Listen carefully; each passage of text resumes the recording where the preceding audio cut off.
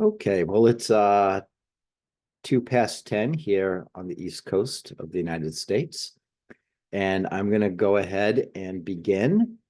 Welcome to Highwire's first best practice webinar series of 2024. Today's webinar is entitled Strategies and Tools for Making e-learning part of your publishing program. My name is Tony Alves. I'm Senior Vice President of Product Management here at Highwire. I'll briefly introduce today's topic as well as moderate questions and discussions. First, this webinar is being recorded. That recording will be shared after the meeting and will be available on our YouTube channel. It will be freely accessible, so please feel free to share it with colleagues and friends once it's available. Also, the chat box is not working in this webinar, so please put your questions in the question box and put them in there as you think of them, and we'll answer those questions at the end during the Q&A, and we hope to have plenty of time at the end for Q&A. I'm going to sort of start with a history lesson. Today's webinar, it's entitled Strategies and Tools for Making e-learning part of your publishing program. I have some firsthand experience with this, having worked at the intersection of publishing and e-learning a few decades ago. In the mid-1990s, the CD-ROM became the primary conduit for computerized interactive learning. Hard drive capacity was limited, and CD-ROMs could deliver video, sound, and animated sequences really efficiently. CD-ROMs eliminated the need for floppy disk swapping, and they quickly became the preferred medium for delivering software programs, video games, and of course, interactive learning products. Having spent a few years working in medical publishing, where I learned the mechanics of the publishing process, I joined this electronic publisher called Silver Platter Education as an acquisitions editor, and I was tasked to build an editorial program. Silver Platter Education was set up to harness the power of multimedia and to deliver interactive educational content to physicians for continuing medical education credit. We adopted a publishing model where physician authors were paid royalties, and we used standard publishing processes to develop educational content. I had two main objectives. First, to identify topics in medicine that would benefit from a multimedia treatment. Second, identify physician researchers who could serve as authors. A big part of my job was helping those physician authors understand how to prepare the educational material so the technical team could interpret those thoughts and ideas and build an interactive multimedia treatment. One of the first things I produced was documentation explaining how to build a script and storyboard called Guidelines for Multimedia Authors. The script and the storyboard concept is well established in film, but most of the academic physicians I was working with were used to writing manuscripts for journal articles and book chapters. I had to help them think differently about how they were going to write up their ideas. I used the model of the slide presentation as a way to introduce the concept of the script and storyboard, though, of course, back then, the slide presentations were done with static photographs and slide projectors, not PowerPoint. As I look back, the guidelines for multimedia authors, they seem primitive, but they were effective, and they helped our physician authors understand the process. We relied on authors to write out the narration and describe the action on the screen and suggest ways to make the material interactive. We also relied on them to provide the images, video, and sound files. We produced close to 100 titles on CD-ROM, but many of them, they had cutting-edge animation, interactive sequences, and some were elaborate slideshows with animations and sound. They had searchable transcripts, they had interactive quizzes, glossaries, indices, image banks, references. Most importantly, for commercial purposes, they all carried CME credit. But around 1995, while I was visiting the authoring team of our diagnosis of pulmonary embolus CD-ROM, they showed me a new kind of electronic publishing that they were building. It was going to be delivered over the internet on something called the World Wide Web. This graphical interface to the internet, it would completely change our technology focus. Up to that time, the internet, it was largely text-based, and our telephone lines and our desktop computers, they were incapable of streaming video and voice files. The internet, via the graphical Mosaic browser, it offered something our CD-ROMs lacked: real-time updating, access to dynamic literature searches, interaction with authors and other experts. But the new delivery method lacked something very important: fast and efficient delivery of animation, sound, video, and the fluid interactivity that made all the things that made our CD-ROMs innovative and compelling. So for Silver Platter Education, the web represented both a challenge and an opportunity. We took advantage of the emerging technology by embedding a way for our CD-ROM users to get online and to be directed to web pages. Those web pages provided access to Medline as well as other resources. They could click on what we now call a deep link in the CD-ROM, and it would launch their modem. We had become an accredited provider of CME content, and we worked with our authors to create new kinds of online CME. We experimented with various publishing formats like journal clubs, and we tried to streamline the multimedia assets to supply the interactivity and the cutting edge narration that the CD-ROMs held. Really, the results were pretty disappointing. It really felt like we were going backward, because without that narration and the animation, the learning programs didn't feel any different than a textbook or a slideshow. And it really would be several years before the internet was equipped with the broadband connections and those connections that were powerful enough to replicate what we had been doing on CD. So here we are, 30 years later, and the internet now delivers education and learning materials highly efficiently with tools that help you easily produce media-rich content, and with analytics that help you evaluate and monitor things like optimal user journeys and the effectiveness of the education. So our panelists, I'm going to turn it over to them. They will provide a much more prospective look at developing e-learning and how it can, how e-learning can complement and diversify your publishing program, as well as a much more modern look at the tools and techniques available today. So just a quick intro. We have Paul G., VP of Digital Product Management at the JAMA Network and the AMA Ed Hub. We have Elaine Tinkelman, Senior Product Manager at the American Chemical Society Publications. And we have Kelly Lake, Chief Strategy and Innovation Officer of EI, a NPS company. So, Paul, I'd like to turn it over to you. I'm going to go ahead and stop sharing.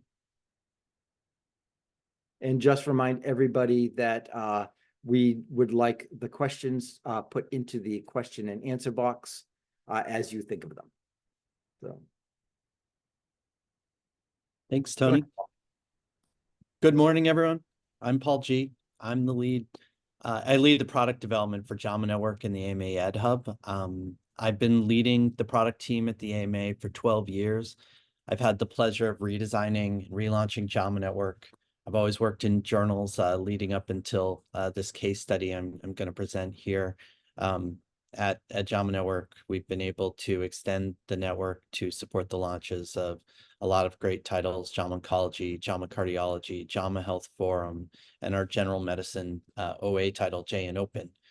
But over the past 5 years, while JAMA continued to expand, we leveraged our journal product team to launch a new educational platform for the AMA Ed Hub. In 2015, the AMA was producing an enormous amount of quality education. This was done through the hands of 10 to 11 business units. Each of our AMA units is generally speaking dedicated to a cause. So some units fight physician burnouts, others create clinical education, others focus solely on applying medical science in a practical way to increase health outcomes, and each one has a different mission. Each of these units takes education to heart.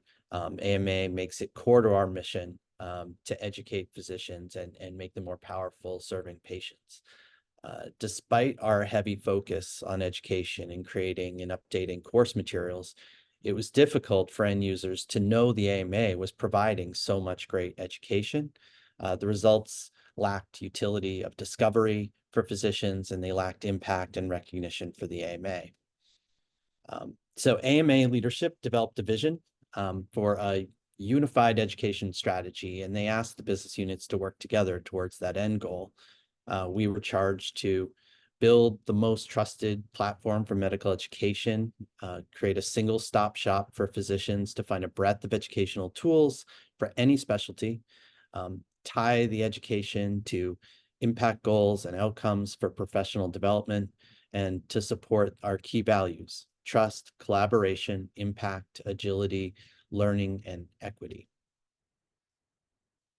We took a close look at some of the challenges we were facing. We knew we had great education. The AMA has a breadth of SMEs that we're able to tap into, but our education was hard to find, wasn't discoverable, it wasn't available in Google, and the experience across all the places where we posted our education was frustrating.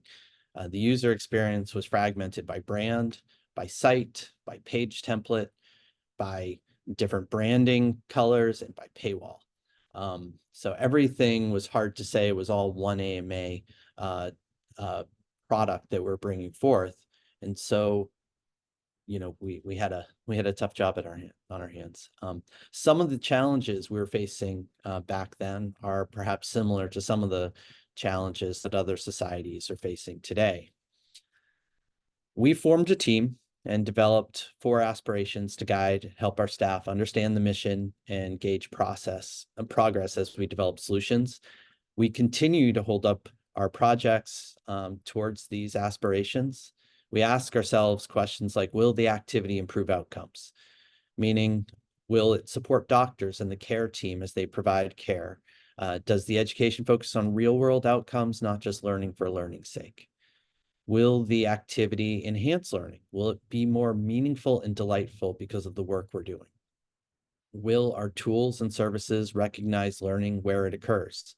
Are we able to remove workflow gaps, logins, dead ends, other barriers that make it hard to receive credit and to transfer that credit where it needs to go?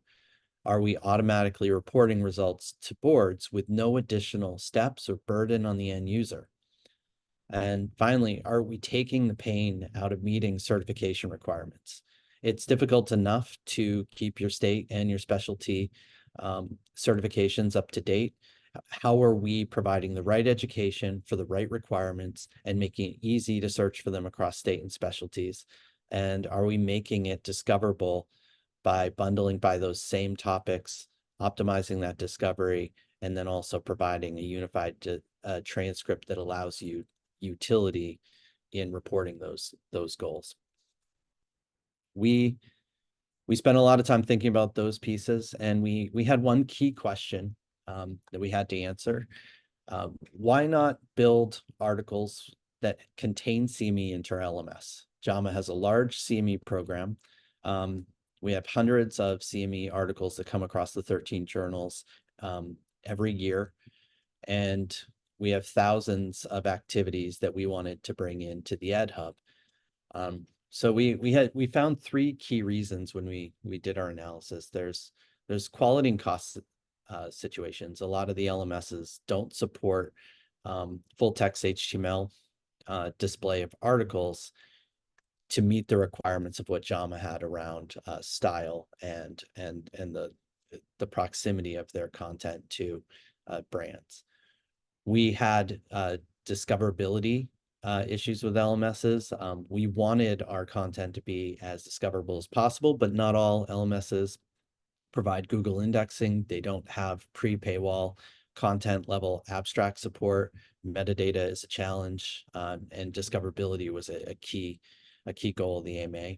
And business model conflicts. We wanted to be able to extend the same ability to sell content to B2B, B2B customers, B2C customers, membership, subscriptions of all sorts, and authentication measures to education, as well as the way we do it for journals.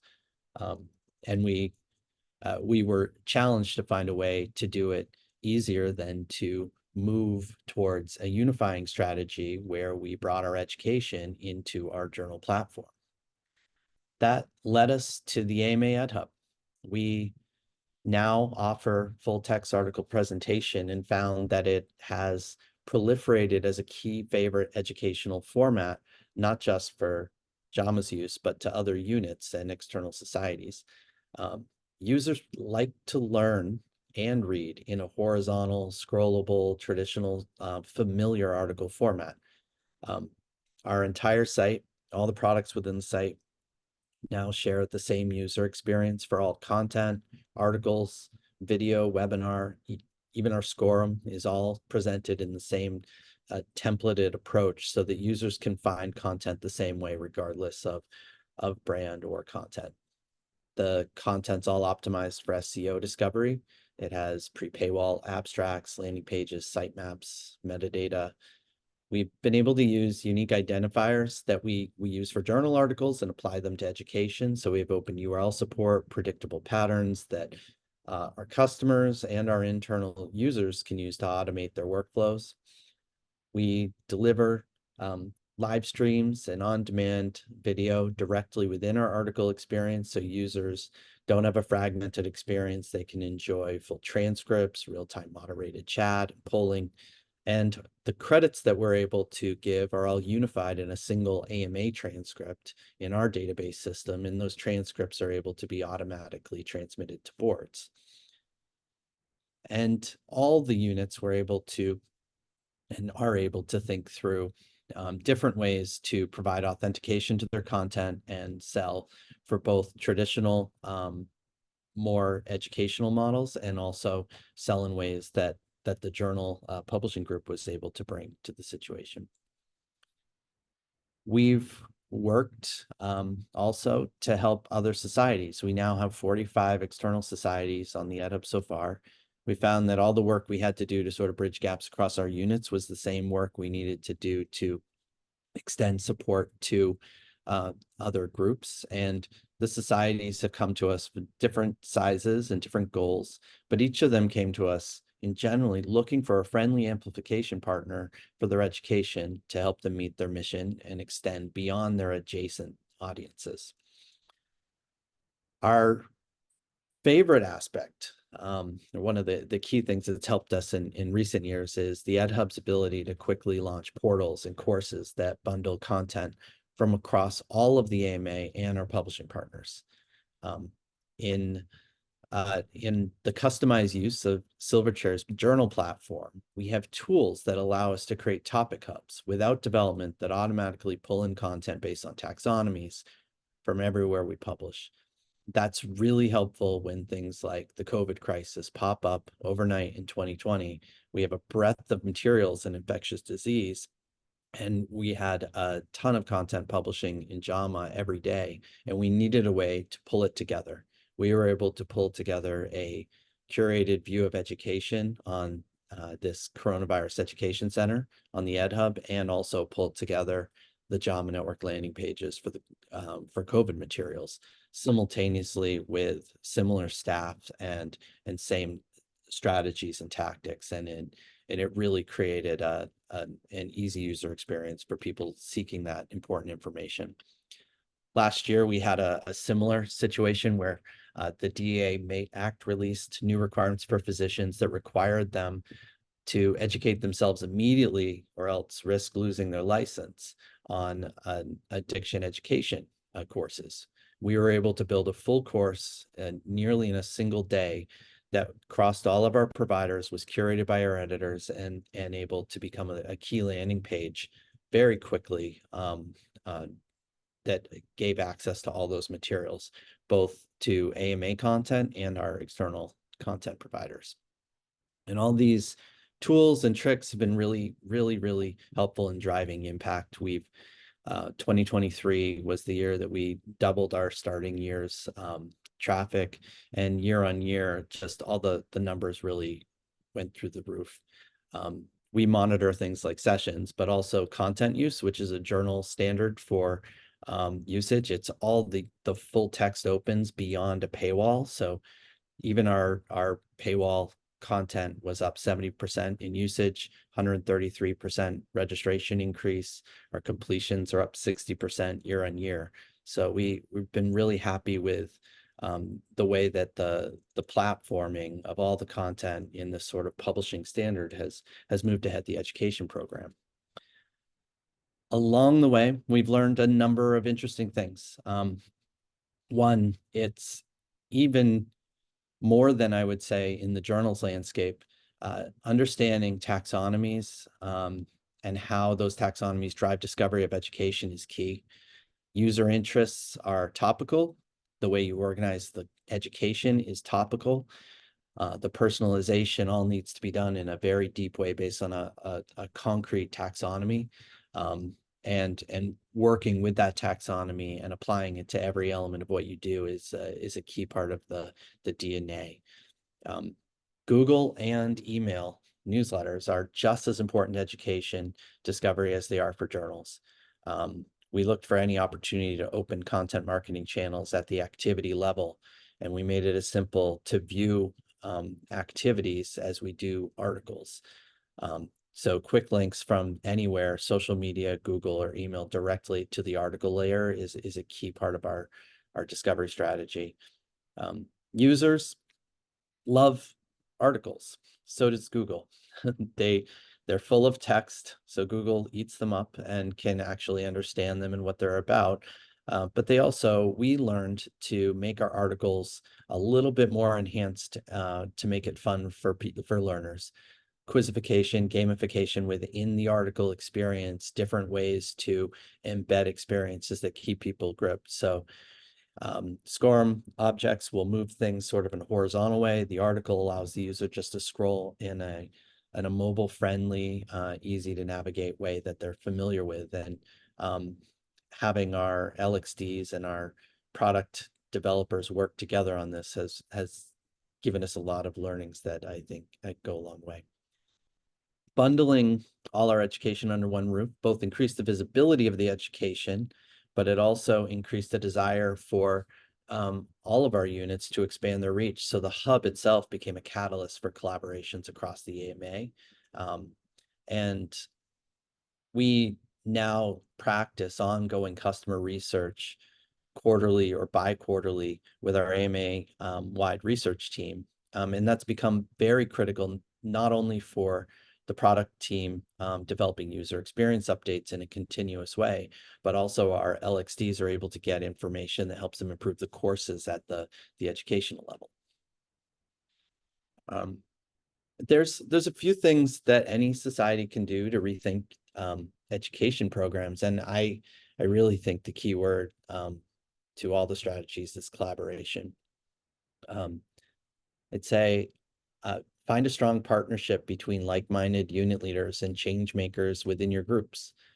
Look for skills, resources, and knowledge that exist independently within your organization's units, but that have never been shared before. Remove the barriers to sharing the knowledge and working together. Incentivize the collaboration through internal amplification and recognition programs. Look for standards that are used by one group that can be adopted by other units, like metadata markup and DOIs for all your content. Think about treating education like content. Treat education products the same as you treat journal and books, and see how users respond. And of course, you don't have to recreate the wheel. AMA's investment confers benefits on its partners. If you're a medical group that's interested in a wider audience, let us know. We're happy to help. Thank you. Thank you, Paul. Thanks for that. We will be taking any questions again during the Q&A session. Elaine, you're up next. Great. Let me just share my screen here and confirming you can see and we're good. Great. So hi, everyone. My name is Elaine Tinkelman. I am a senior product manager at ACS. I work in the publications department at ACS, and my focus is about digital learning strategy. So what I'm going to talk about today is really something that we as a team have been focused on, an outside-in approach to building an e-learning portfolio. So something I know that to introduce myself in more detail, I've been working in the professional education space for about 12 years now, and the last couple of years with ACS is really my first time in a publishing function versus just a professional education. So my background is running education accreditation programs. I've gone from LMS manager to overseeing domestic programming, managing boards of certification. So really kind of experienced a lot of that professional education space. And another note specifically because of Paul's presentation, chemists don't have an accreditation board. There's no ACCME, that we are meeting these standards in terms of developing our education. So in terms of our strategy and approach, there are some differences there, and there's a level of the drivers, I guess, are just very different. And I just wanted to point that out as we dive in. So let me see, they're jumping in here. Just a little more about ACS. We are a very, very large company. We've got 2,000 employees. We've got a global membership of over 173,000 individuals. We're in 140 countries. The ACS publications group specifically, we have a portfolio of over 80 peer-reviewed journals. We have legacy archives that go all the way back to 1879. We have a pretty strong ebooks publishing, our symposium series. We have a guide to scholarly communications, reagent chemicals, ACS and Focus, which is our newest ebook series. So we are a pretty large publisher out in scholarly and scientific information. And my group specifically is a product management group. We are in our little team, there's 3 of us, or 4 of us actually, including our LMS manager, who are really focused on developing ACS as an education's publisher and making a new revenue stream kind of as we as a company face open access and other just general changes in technology that are a little making it less predictable about how we go about making revenue for the organization. So my focus here is e-learning digital strategy, and we really take a disciplined product management approach to our work. And so that's what I'm really going to focus on today. I've got a couple stories here. But specifically, I wanted to introduce the product management life cycle. So if you are new to product management or never really dived into it, there's a lot of different philosophies. There are a lot of different ways that you can go about developing products. But in general, most agree that you want to start with your business outcome, dive into discovery, understanding problems, validating those problems, building solutions for those problems, launching them out into the market, evaluating how that product is doing, and iterating on that product. So our group specifically is focused on launching education products and establishing ourselves as an education publisher. We're not trying to gather education from other sources and put them out into the world. We are looking to publish our own education. So the stories I'm going to tell today, one specifically focuses on some missteps in the discovery and validation process. And another one talks a little bit about how we had to missteps we took a little bit in the build process. It just made it a little harder to get our education out and be successful from the get-go when we launched these e-learning courses. So as I said before, we've got a large historical publishing strategy, and I want to point out that in some cases, your strong publishing strategy might not equal your strong education strategy. And so to tell my story, when I came into ACS, I was hired specifically to build a technical skills portfolio, and we were really working on the assumption of this problem, that a lack of mentorship limits a chemist's ability to access specific technical skills. The technology is moving very fast, and if your mentor doesn't specialize in this type of science, you may not ever have access. And so you'll get into your workforce and you will have a gap.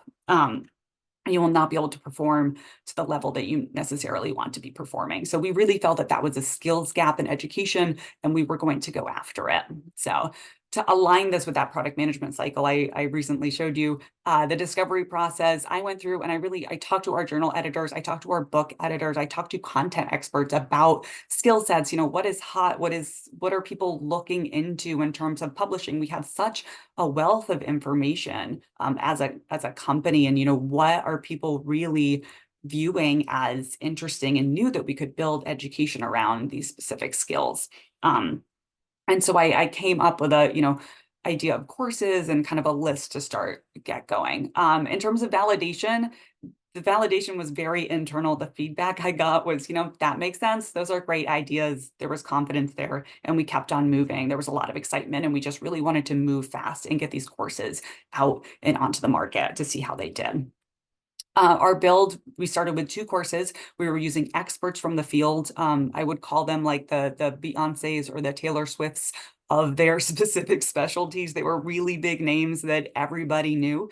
It took us about 18 months to develop both of these courses. We were so thoughtful and so focused on building quality education because ACS takes a lot of pride in the quality of our work.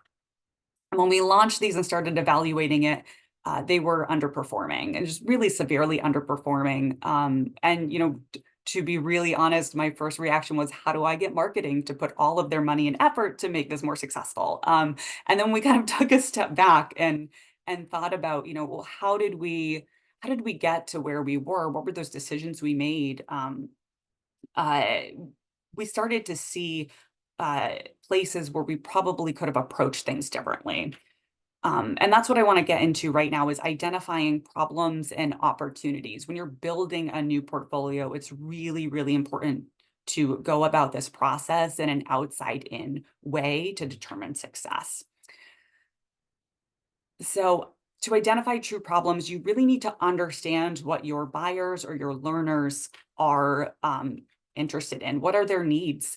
What are their goals? What pain points exist in their lives and their works? What behaviors do they exude? What are the gaps in their knowledge and skills and abilities? And in this process, as I described it before, I felt like I had answered all these questions, but I had answered them from experts that we had access to. I had answered them from people who used to be working in the chemical field, but now worked at ACS in the publications department. So the way to really go about doing this is to conduct interviews, surveys, observations, reviewing any analytics that you might have access to, or collecting feedback. And the number one way to really understand those learners and those customers is to talk directly to them. Developing personas and user journeys are ways to map your findings and identify gaps. If you're unable to put on paper what a persona looks like, you don't know enough about your customer base to offer them a quality product and a solution to their problem. And really try to see the problem from their perspective, not yours. And I think this misstep in the story I just told was a really big one. We as ACS felt that this was a problem, but I'm going to dive into more about what we found when we went out and talked to customers after this.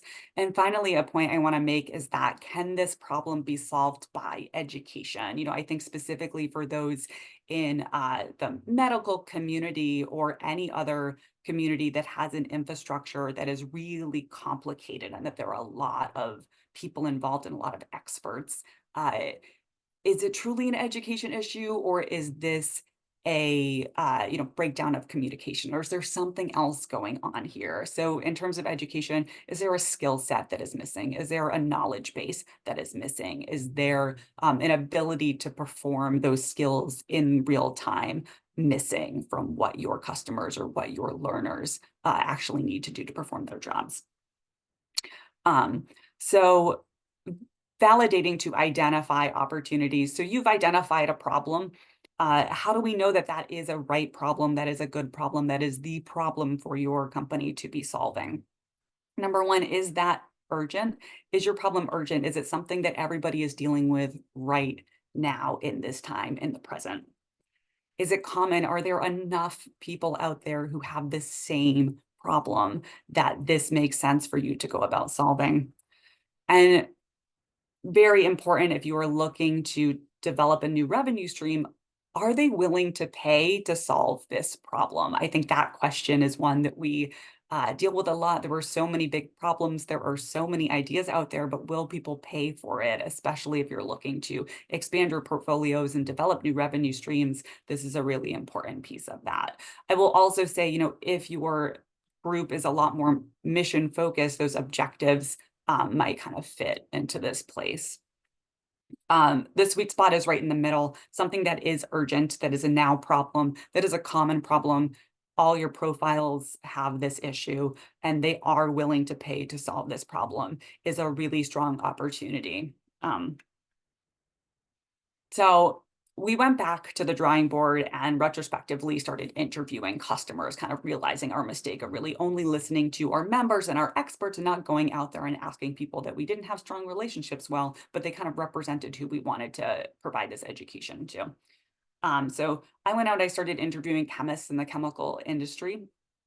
I was unable to find a regular pattern of technical skills training for staff. It was just really unclear the path that people took when they had a problem that was directly related to their lack of technical skills. The development, when it did exist, it was very specific to a project or a business objective. So if a company wanted to do X and you weren't able to do Y, then they would teach you to do Y to help them do X. Companies really leaned on in-house resources and expertise first, and the budgets themselves, they weren't existent in the chemical industry. I think this can be tied to, you know, we don't have a budget to support CME because CME is required for our doctors to get their licenses. That mechanism doesn't exist in the chemical industries. And so budget for technical skills training is not this priority, and money comes up when money is needed, but not necessarily something that was supported in the way that maybe was reflected in other industries that I've worked in.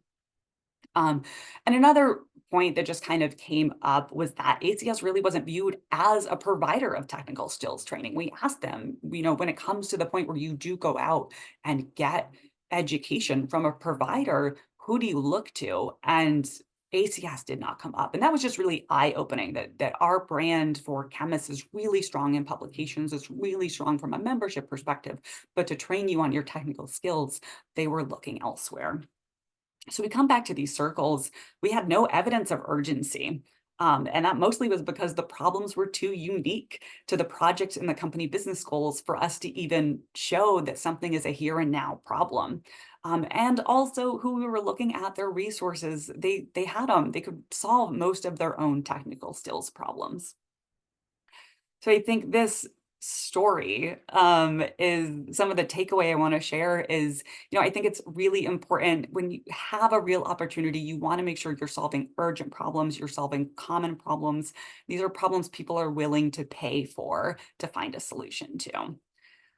I think another point is everybody has great ideas. There are so many great ideas out there, but if you don't have an opportunity, you might not be as successful as you intend to be. So really focusing on opportunities versus focusing on great ideas is a way to build out your portfolio, especially at the start. Expertise, whether it's internal or your membership, your trusted committee members, your editors, is really valuable, but it doesn't necessarily represent customer needs. And it's worth going in and talking directly to customers about what they need. And also how your company is viewed can affect your success. You know, you can put out some of the best quality education, but if nobody is looking to you for that, and you don't build that brand up in advance, so they're aware that this is something new that you're doing, your portfolio might not take off. So coming back to this product management lifecycle, I want to tell another quick story about our team. So we did find a strong opportunity in lab safety directly in the university setting. So institutions having students come in with very different experience in lab and having none to incorrect to confusing experiences in lab safety and education and lab safety. So we've built a lab safety suite of courses that align with universities' curricula that are currently for sale right now out in the market. And part of this build process When we created this content, we were so excited about being innovative and really going about an experience for students that was unique to what they traditionally felt in education. So our ACS Essentials for Lab Safety for General Chemistry, it's a 90-minute online course. It gives students vital concepts of chemistry safety, and it prepares them for their first experiment in general chemistry laboratories.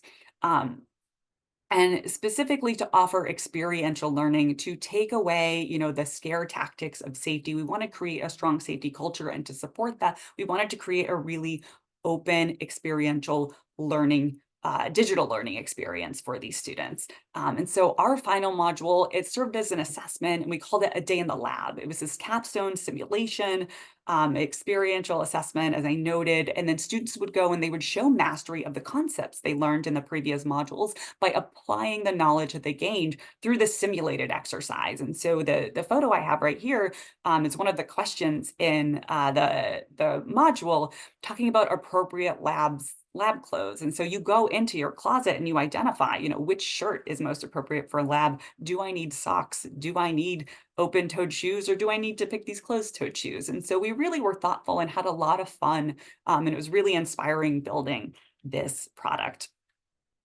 And so when we put this out in the market, we had some mixed reactions. We had so much positive feedback about this course, the quality, the focus of the content. We were really addressing those problems that we were hearing with education. But schools were slower to adopt than we anticipated. And we got some specific feedback from a very large institution that we really, really, really wanted to use our course. They specifically asked us for a graded assessment at the end of the course.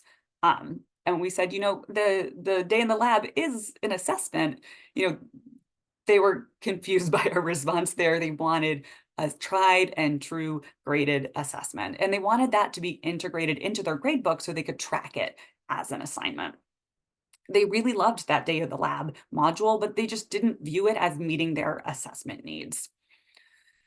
And so we made the updates. We scrambled, we pulled our team together, we worked closely with them to identify those needs.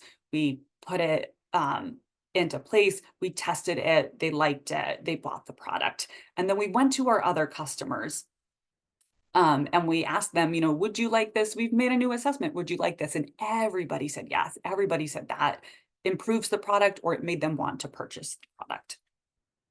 And now this is our only option. We only have a graded assessment at the end of this course and our other safety courses.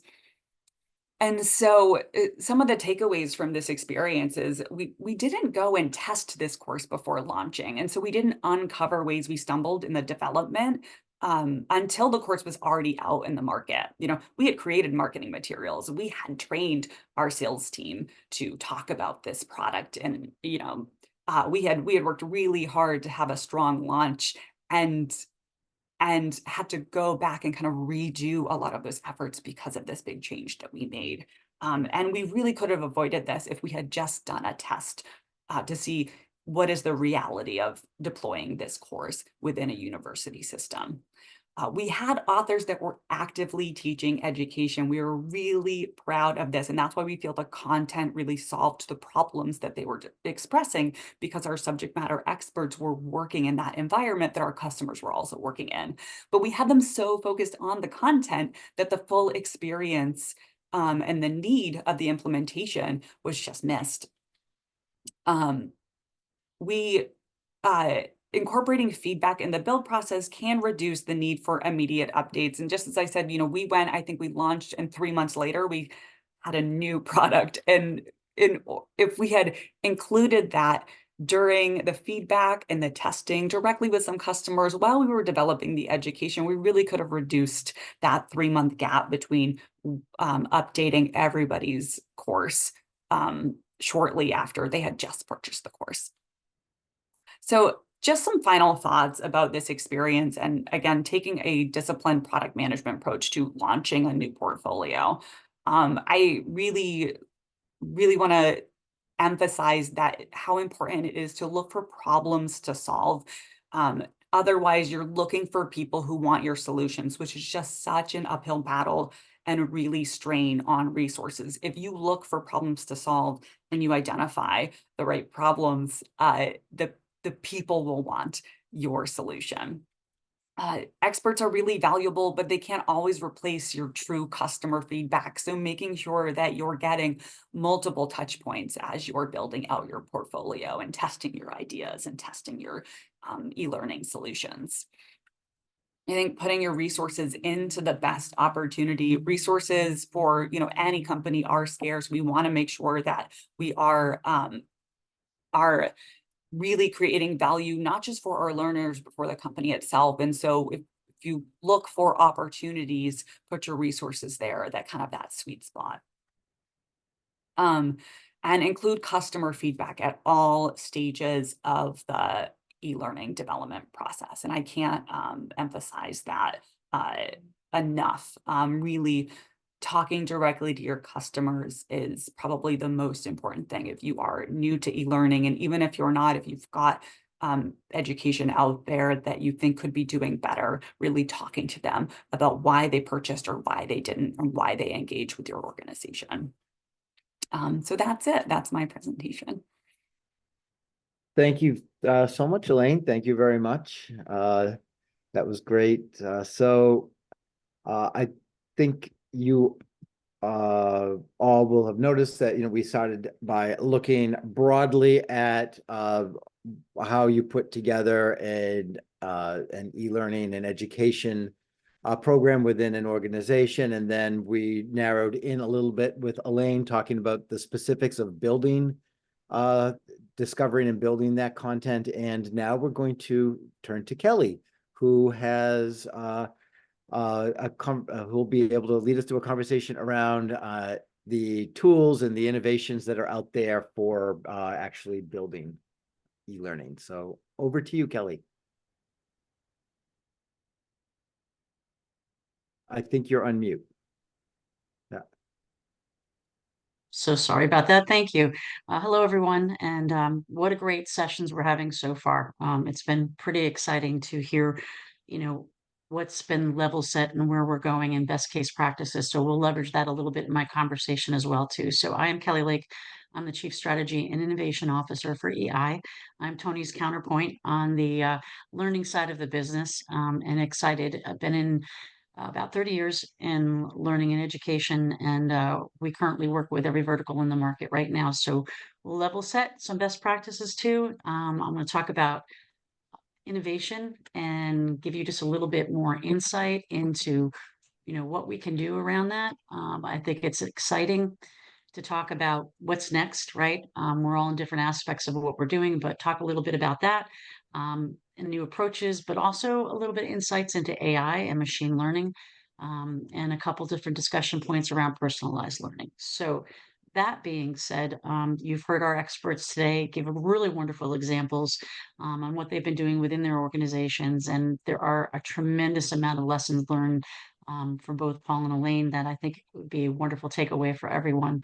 So no matter where you are in your e-learning journey, the most important thing is if you're starting midstream or if you're actually advanced in what you're doing, there are helpful hints and nuances that you can leverage moving forward a little bit more on, you know, what we've been doing, how to exemplify a little even more on some of that innovation, right? So we look at that there's best lessons learned during that digital transformation progress as we go forward. And there's different types of e-learning to leverage, right? So Paul talked a little bit about gamification and, you know, best practices in that, and, you know, simulations that Elaine talked about. So I want to talk a little bit more about not only that, but other aspects as well too. But understanding that the reason that we're moving to this digital, there's numerous benefits, right? So we can see that from a cost perspective, from a time, you know, to market, or time to the learner, the learning engagement aspect of it.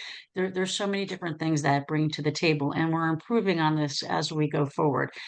So I think that understanding those best cases and what we can do might help a little bit of some of you on the call today, or being able to track what we're talking about. So when we look at e-learning in totality, there's multiple different approaches. It's not only from being able to have an e-learning course, or what we call micro learning, and now we even drill down to what's called nano learning. So it's like short, sweet, targeted area But through all of what we're doing is that instructional strategy that has to be behind that, right? How quickly will that reader or learner be able to acquire that knowledge quickly, and keeping that attention, however, we all know is vitally important.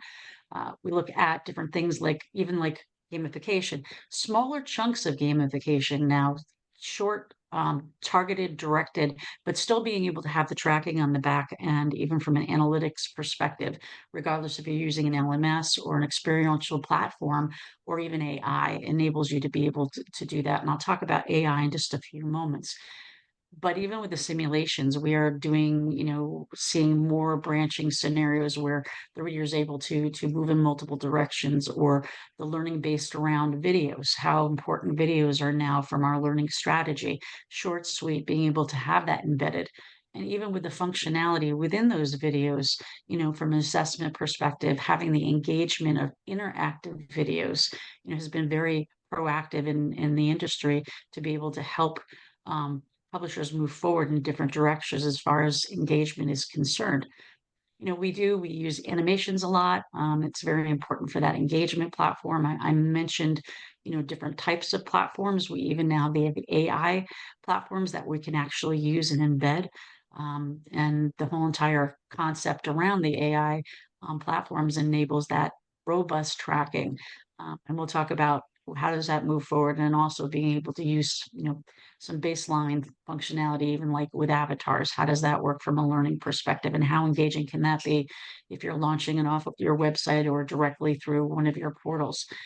And then there's also the next step beyond the e-learning side of it when we go into the virtual reality aspect or the augmented reality. And I'll talk about that a little bit, how short, intense kind of experiential learning can boost what you're doing in a very quickly, and not very expensive to move forward in those different areas. So when we talk about e-learning, we talk about how we are actually able to take these different types of treatment and move forward and embed them in your whole entire strategy.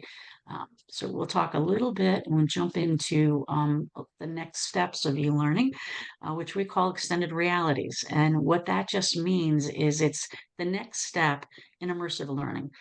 So we go beyond the simulation, we go beyond the e-learning course structure, and we say, okay, what else can we do in the market to be able to bring some innovation? So these are just ideas. These are what, these topics are out there in the market. We're actively actually creating these for all of our customers and getting more involved. So this is just to give you a sample of what you could do long term, as we've gone through case studies, as you've seen on, what's currently happening. So if we think about extended realities, we're talking about going one step on or adding a little bit more of that digital element. So when we talk about augmented reality, most of you probably have seen that.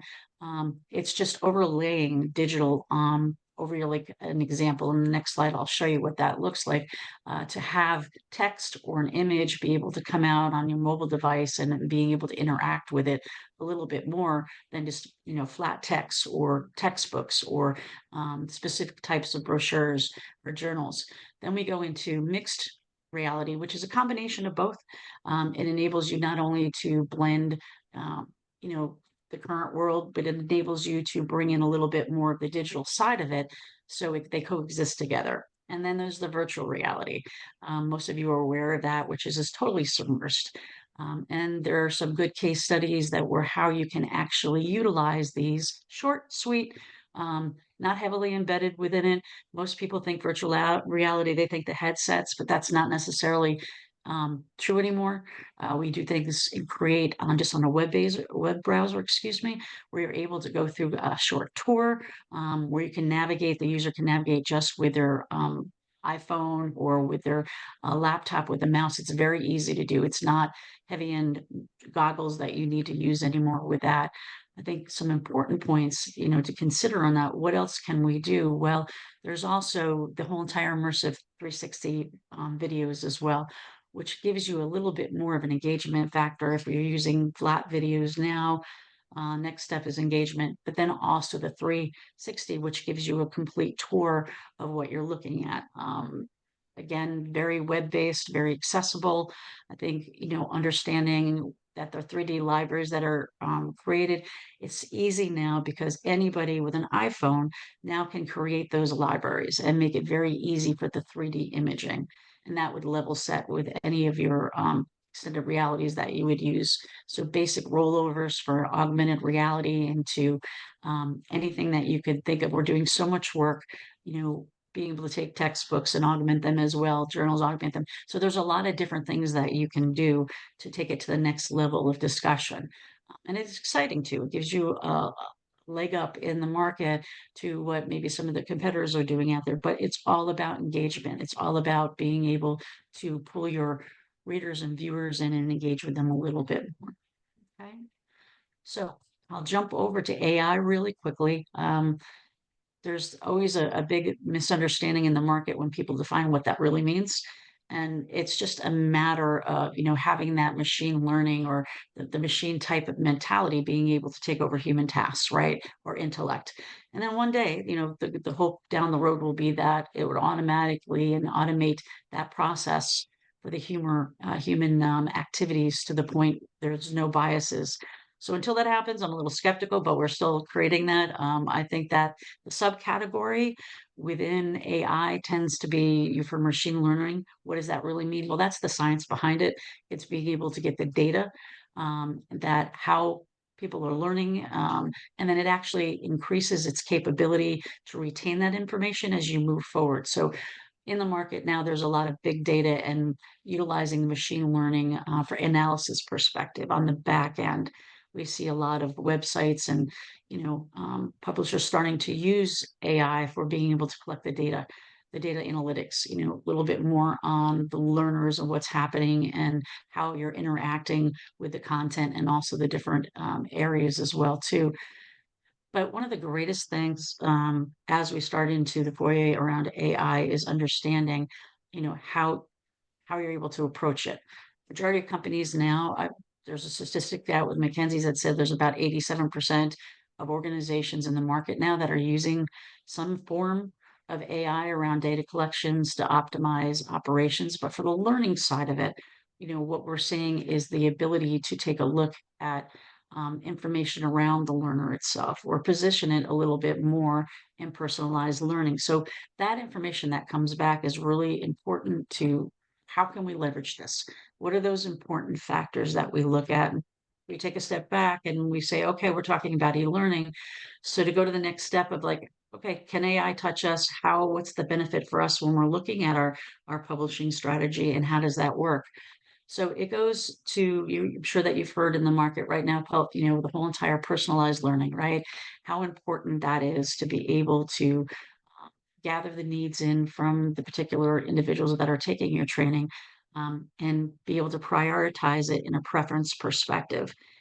It's actually changing the way that we're doing business. And as far as personalization and learning itself, you're able to customize that learning journey for your learners across the board to understand how they're going to learn, how they're going to interact with your content.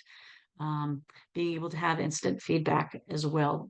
So not only that, but integrating with your LMS or your LXP, depending on what kind of platforms that you're using.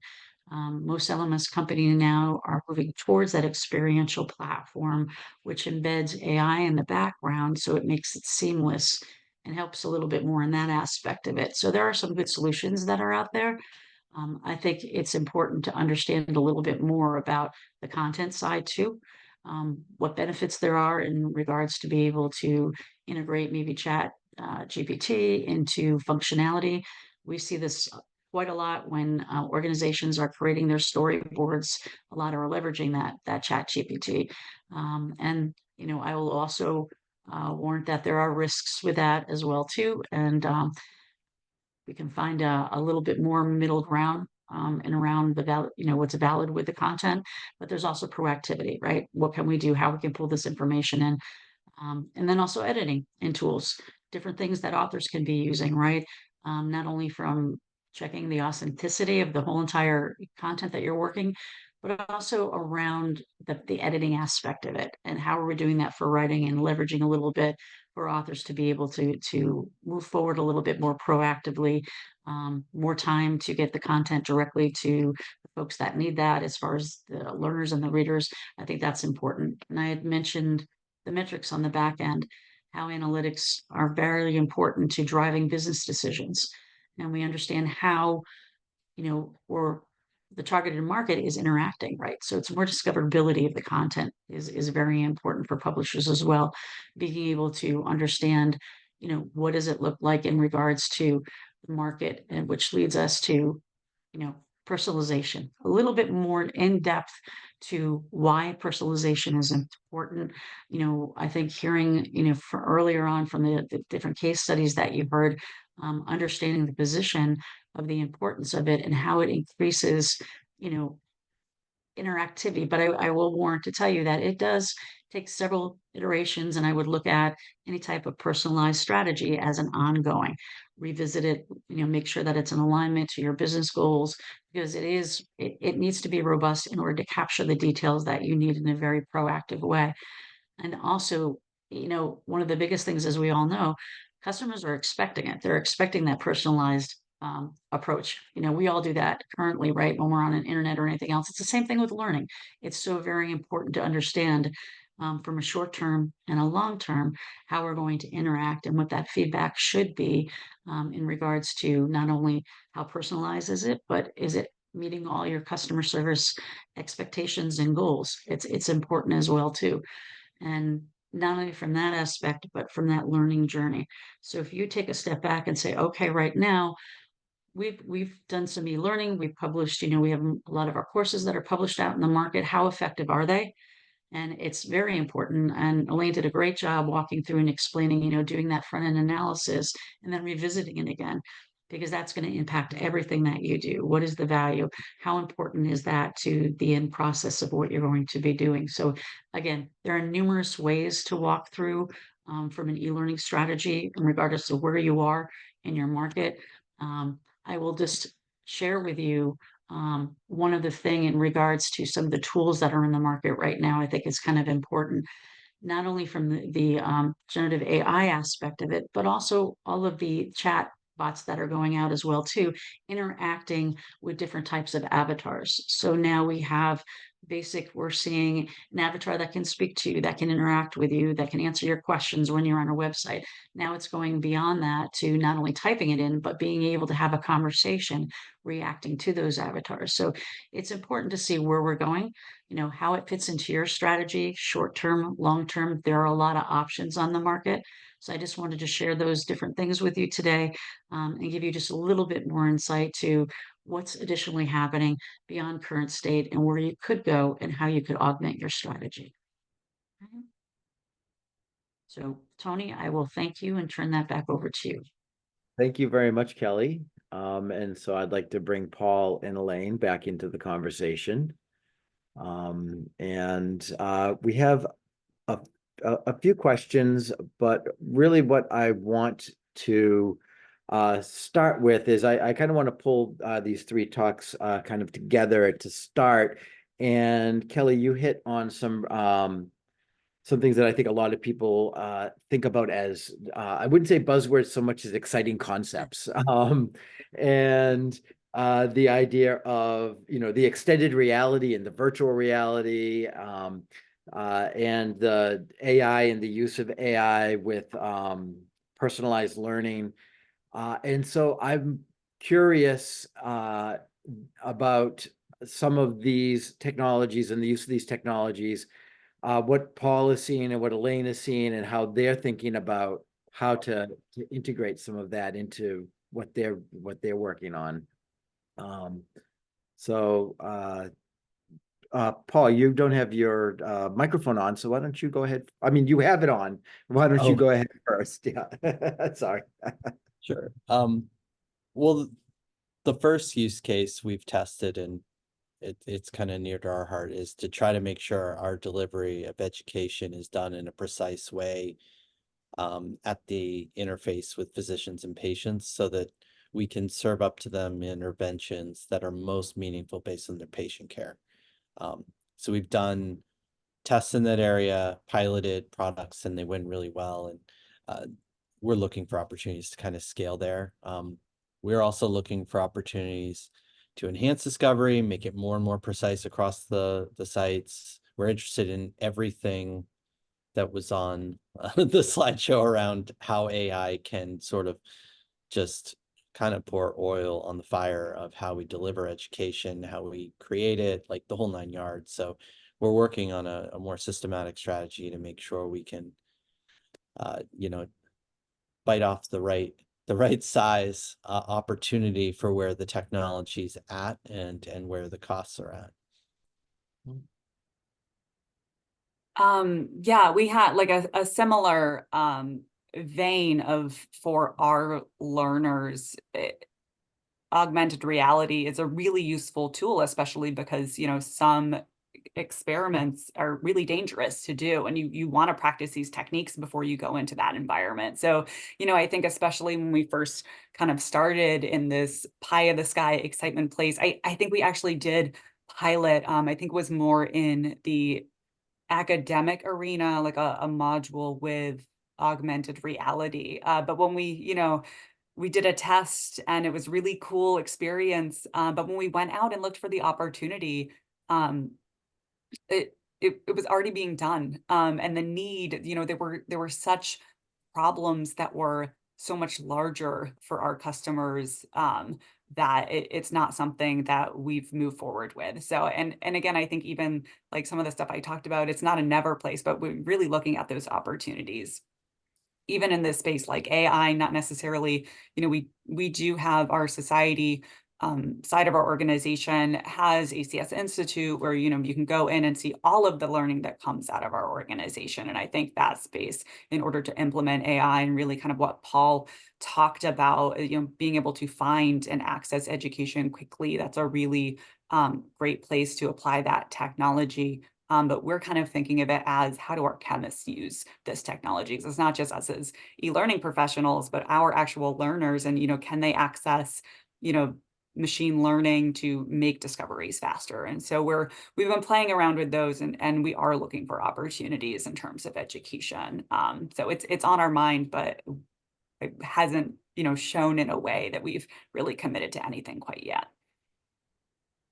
Yeah, a related question that came in from the audience is, how do you convince the stakeholders to try something that's new, and, you know, where there's no concrete, anything concrete to show for it? You know, how are you convincing people to try augmented reality or to try AI? Well, you might not have too much trouble asking people to try AI right now, but yeah, is there a challenge there? Address that one as well too. So one of the biggest factors working with you know, the medical field and the scientific field, physicians as well, with physicians education, has always been with our customers coming back and saying, you know, this is great, but what happens when, you know, how do I position this? So what we've done numerous times is being able to create a short entryway into where something like AR, you know, being able to have a short, sweet little app that actually enables you to have hands-on, short enough to be able to pilot really quickly, inexpensive, but then to be able to showcase to the stakeholders, this is the value add, this is the end result of it. It's not gonna, you know, let's do the prototype for you to show you how you could benefit. We do that a lot with, you know, uh, the medical side of it, you know, when we're talking about even augmenting something as simple as prescriptions, or something simple that they're doing in the lab or they're doing on site. So there's small entryways to be able to do it, just to showcase what could be happening, and then explaining the ROI model on it too.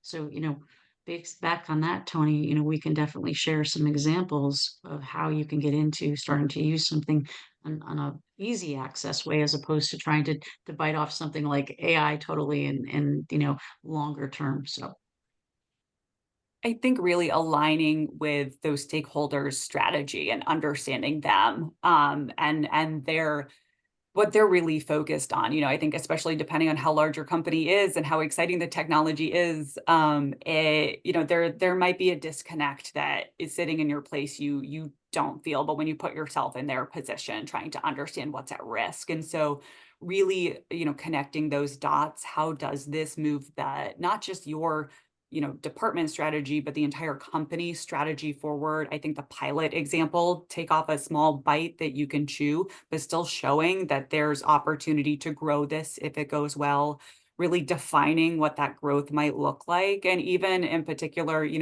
getting as much data as you can to show that you're confident in the success. So I think that, I have a lot of strong opinions about how things should be that aren't always driven by data. But if I really feel something, I will go and collect data to see, is my assumption or what I think match the reality of the market that we're in. And I think that when you're being data driven and you're aligning to that top line strategy, you're going to see a lot more success there. Yeah, I agree. And I think the issue in the last year has been trying to find stakeholders who aren't interested in seeing progress like right away. And how do you make sure that you're not chasing every shiny penny or every new tool? And, you know, breaking things down to testable units and pilots and little things that are cheap and easy to learn on, and then build knowledge around, and build a strategy around, and making sure you have, like, we have a smaller team that's just dedicated to sort of prototyping as research, and that team's going to be fundamental to helping us identify the right ideas to move forward with, and the other 99 that need to fail before before we even ask for investment. And I think if we do that right, we'll have the assurance of those who need to be able to buy in and feel like it's on a stable trajectory. So, again, another related question that has come in from the audience is, can personalization, using AI, can that be done at scale? Are we seeing that can be done at scale, or is there issues around capability and being sure that this is a usable tool, something that is not outside of your average publisher's capabilities? Any thoughts on that? Personalization is being currently done in the market right now across the board. One of the best outside of publishing or part of it, take a look at Amazon and what they're doing. That's huge from a scale perspective. So we take models like that to be able to take a look at the journals or different aspects to personalize it based upon, if you have your AI set up, you're able to gather that data back, right? The location of your user, the reader, where they are, what industry, what focus, what's important to them. You're able to pull that back. If you have the analytics set up, then you're able to scale accordingly, and you can manage it if you set it up that way. I think it has to do with your setup and your architecture, and who's asking. When we're working with the people designing like a course, when they talk about personalization, they're talking at the question level, like how do you personalize based on gaps in knowledge that are occurring within the course. But when you're talking at the platform level, if you don't have your courses on the same infrastructure and your platforms aren't interrelated, then you wouldn't be able to personalize across courses. And we're, because of our strategy, our aggregation strategy, we're able to do both things, but trying to figure out where to start in the right way to what personalization means to the people who are asking is one of the tricky things. I both of what you said is kind of where my mind was as well. My direct answer to the question is yes, it can be done, but you really have to be thoughtful. You really need to make sure that you've got a clean taxonomy and you're building, a strong architecture, and that everybody is focused on the same path for your customers coming in. Because if you take everything, there is an alignment, you dump it in a place, and then you try and drop some sort of personalization or search on top, it's not going to work at scale. So really being thoughtful from the ground up. Yeah, I'd say it's information architecture cleanliness that is going to, an algorithm is only going to be as good as its input, in how quality driven it is on its output, and then also on the technical architecture, are all your assets actually connected in the right way? Mm-hmm. And some places it's going to be easier than others, depending on what their prior setup was on those two things.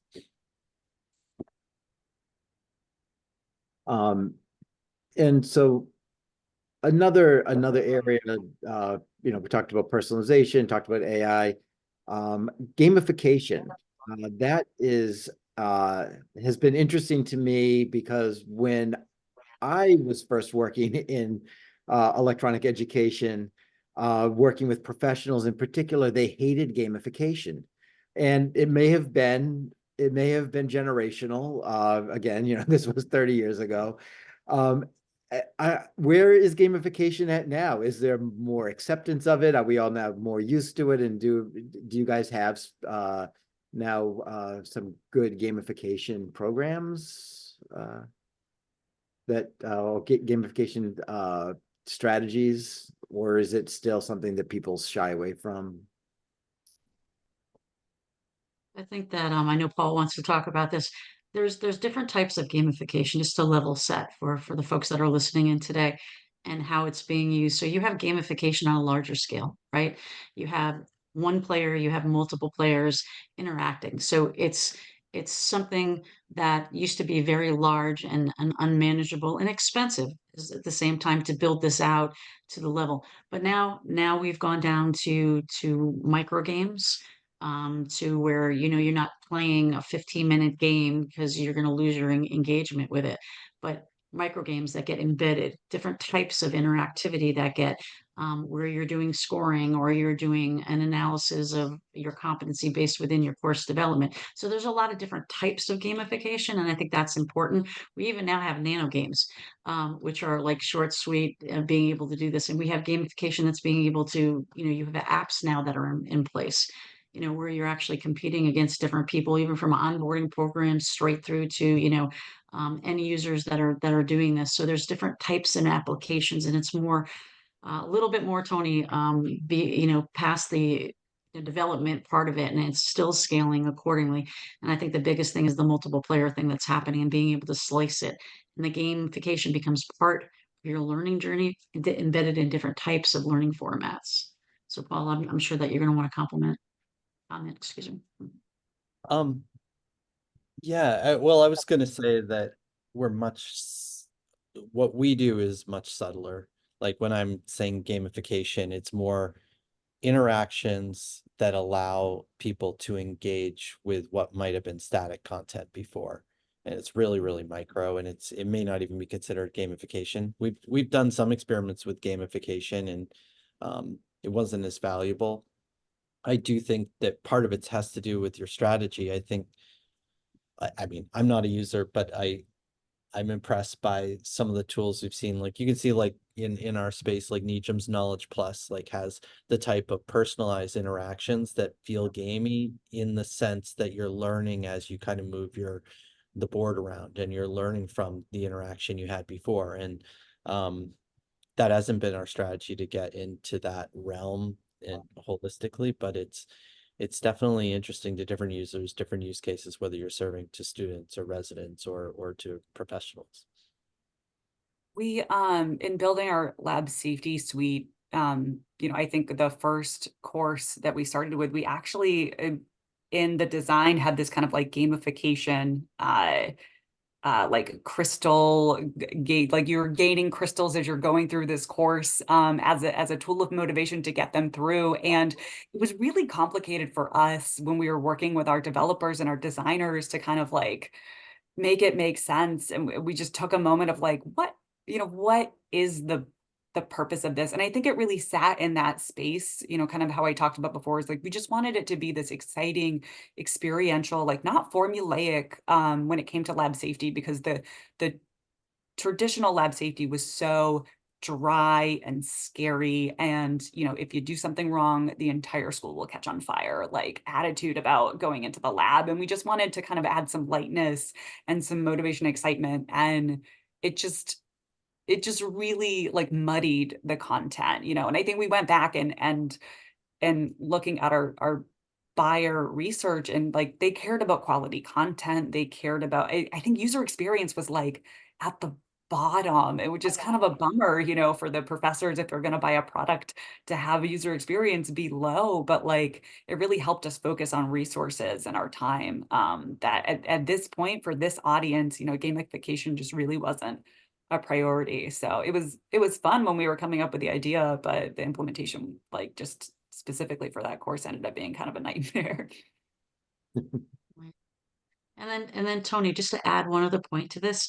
So you go from gamification to game-based learning, and that's more of what we're seeing across the markets, especially for the publishing side of it, slices of it. So it's able to be embedded and it's lightweight and it's not this big obstacle to go forward. And it also enables everybody to deploy different types of training effectiveness against that as well. So there is a difference between the two.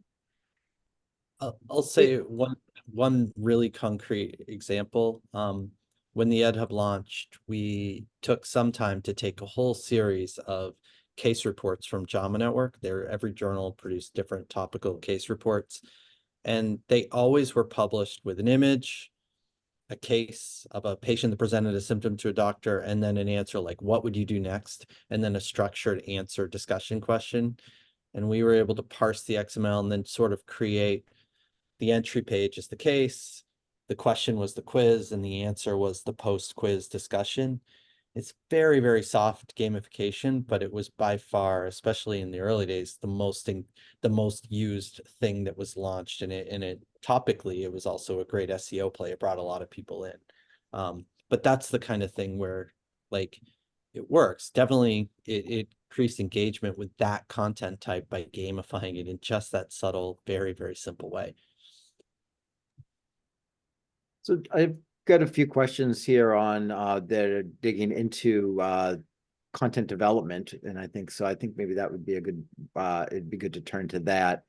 One question I think is pretty basic but very interesting is, how do you keep your content updated? Is there a planned development cycle? You know, once you have something out there you've created, I know you create you create something and then that it's set in time. It came to be updated, improved easily. Yeah. Any responses there? We don't have like a planned cycle. We're really focused on continuous you know, like customer discovery. So we are always looking. We have cycles of feedback, but we don't necessarily have cycles of content development. And I think that has been you know, that really helps us focus. And when we see something that feels strong enough that we need to make an edit, then we go and make the edit. We don't just kind of do that review. I know that I think when I worked in a CME function, you know, we kind of set every 2 to 3 years. I think there were some standards there around, you know, when content needs to be reviewed. So not being in that type of environment, you know, we kind of can set our own terms in that place, but we are constantly talking to customers, not necessarily reviewing and updating our content. The updates that we've made recently are really related to accessibility. It's really important for our university audience that these products are accessible, and we are dedicated to having one product. A lot of e-learning is you've got your fancy version and then you've got your accessible version. And so we're really dedicated to having the fanciest, most accessible version, which kind of is something that makes us unique in this space. So that a lot of times is where our efforts are focused. And even, you know, I think one of our most recent updates that we're working through is the ability to just speed up sound. So some of the stuff isn't necessarily content based, you know, safety information doesn't necessarily change at, you know, a fast pace that maybe, you know, new medical technologies do. But the way that people want to interact with it does. And so we've made some tweaks in that sense, in addition to like the assessment, you know, fire drill that we did immediately after launching our product. Elaine basically answered for me. So like every 2 to 3 years, we always have. The challenge for us is trying to keep scale. Like it's also one of the hardest problems because every 2 to 3 years, if you don't do it, your catalog dwindles. You're always working to try to keep the catalog full. It's so much different than a journal where it just piles up over time and turns into SEO gold, like from a product perspective. So trying to make sure it's as easy as possible for people to get alerts when things are expiring, to review them with the editors, and then edit or republished. That's been the tricky piece, and we've spent a lot of time on that. It's And then- definitely, I worked at a medical, our main role was CME, and we were focused on educating about an algorithm that was updated in real time. So the updates weren't annually to the content, the updates were in real time. And we literally ran a set of programs where 2 weeks later, we had a different new slide deck. And luckily this was a live, or not luckily, but it was a live program. So there's like a lot of like, hey, it's coming, there's prep happening. But I mean, that experience was chaotic. So I think it is a problem. It is really tough to keep everything updated. Exactly. And we work, across the board. I work with so many different organizations to update their content, depending on the industry and where you are in your content topic, you can set up your own content review strategy, which if you have the luxury of doing that, is really important to do, whether it's quarterly. I work with some customers that are doing it monthly because the content is changing and so much. But I'm going to take it back to the tools part of it because, obviously with the ease of different, content development tools that are easy to do now, updates can actually be scheduled accordingly and embedded within it as well. So that makes it a little bit easier for the content, but if you have embedded videos, if you have, if you're changing and that, you're part of the, industry where it's not going to change that much, that's great. But if it is, then, you're tagging your metadata and everything, excuse me, is really important. That strategy behind it to revisit it as well too. And now with AI tools, you're able to tag them a little bit easier for updates automatically because it will be embedded with some of the e-learning tools. I don't want to give it away because Articulate's going to market pretty soon with the changes with the AI integration. So there are different things. And one of the biggest headaches is not being able to have your content up. And like, Paul had said, and Elaine, if it piles up, you have a problem. But yeah, I highly recommend making sure that you have a pretty good strategy behind you and understanding your life cycle for your content sitting on a shelf. So. Great. We're rapidly running out of time. There was, Elaine, you touched a bit on accessibility, and there was a question around accessibility in DEI compliance, while also providing the best materials. And I really loved your answer. We make the best materials accessible. Yeah. And so, it's tough and it's expensive, to be super honest, but it is really important to us and it is really important to our customers. And so we're dedicated to it. There's a lot of different resources out there. We are fortunate to have the ability to use a vendor that we can test our products with, people with, visual disabilities, or who, aren't able to use a mouse. Can they still get through our digital education? So that, I think some of those resources, just being such a large company, we've been really fortunate to be able to support that. But there are quite a bit of accessibility resources. And I think, especially if it's important to your organization, really making the case of what it means to provide education to all learners, and not just typical learners, especially e-learning. There's such opportunity to make content more accessible because you have the internet and you can deliver this way. That breaks down a lot of barriers, but it also brings up new ones. And then staying ahead of the accessibility standards, which are changing yearly, right? We have new ones that are coming out. It's all about the accessibility and also localization too, depending on where your market is. But there are so many new tools. We do accessibility for, it's a core requirement for pretty much everything we're putting out in the market there. And the changes and the nuances to stay ahead of that is vitally important. And I agree with what Elaine says wholeheartedly, and I'm sure Paul does as well. That is so drastically important that we're doing so everybody can have accessibility to learning. And there's a large investment up front and there's a lot of work up front, especially if you've already got education out in the market that you need to make more accessible. But once you have those tools in place, we use Articulate Storyline as our main authoring system, and we're able to, our instructional designers and developers now have those templates. So we don't go back to the original, drag and drops that are impossible to navigate, or, or where the X is to click in and out of a box. We've got these updated accessible templates. And so, well, the first year of it was so hard and really expensive, and we just so much back and forth. We're at a point now where, we know exactly what we need. We know what these standards are. We know how to meet them before we go and get our content reviewed for a VPAT, so we can prove that this kind of meets those standards that we say we want to meet. So the investment, if you're able to make the investment and the focus up front, it will make it easier for anything else you build on top of that. For ours is all of that at the activity level. We have article content that goes through constant review. The websites themselves have different checklists, and what we've ended up doing is prioritizing anything at the top of accessibility requirements with a certain amount of budget year on year for a few years, and we're continually trying to keep it to the top of the standards, which with the archive and with that we have and the size of our program, it's always a moving target, but we're hoping to turn the curve on to exactly where we want to be over the next year. Well, we've run out the clock. I wish we had more time to talk about community building with eLearning. I wish we had more time to talk about searching and findability. But unfortunately, we've run out of time. I do want to mention, Kelly, you have a webinar coming up, Learning and Discovery Trends 2024, the Future of Workforce Learning and Effective Management, and that's on February 29th at 11 a.m.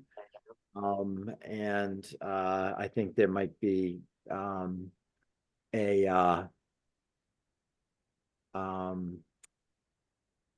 link. I don't know if anybody's able to access that, but we'll probably send that out with the follow-up. And I want to thank Paul. I want to thank Elaine. I want to thank Kelly so much for helping me out with this today. This was a lot of fun. It helped me go back in time and take a walk down memory lane. That was fun. And I also enjoyed getting an update on where things are at. And I hope all of our participants and attendees enjoyed it as well. So thank you very much. And I will say goodbye to everybody. Thank you, Tony. Thanks, everyone. Bye. Thank you.